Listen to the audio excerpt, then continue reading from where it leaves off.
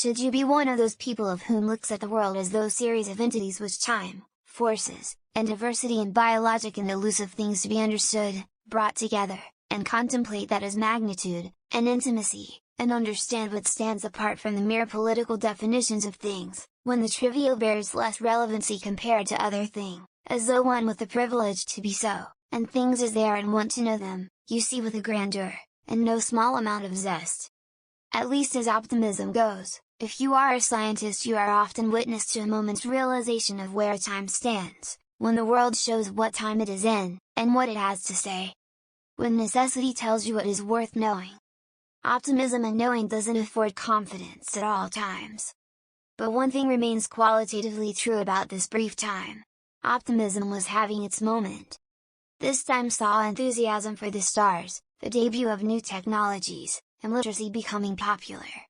Science, as a way of thinking, and understanding something in intimacy, versus literacy and an enthusiasm, is separated by vocation to a methodology where understanding asks that you be procedural but also patronage to what is, regardless.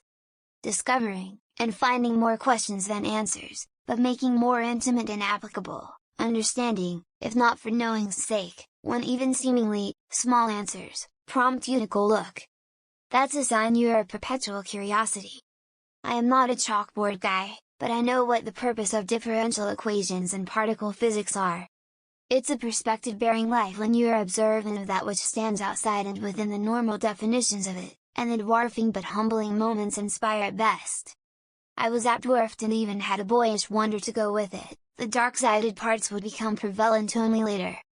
I was so young once, literally stargazing and up face to face on my hands and knees to look at the frog I found on my private mountain meander in the early years, sitting in the tall grass with the elk female directly behind me in the night, by myself otherwise. I did not stay that young, and I grew old in all the wrong ways, but young I was, and it makes why and how I arrived here all the more absurd and circumstantial to know that,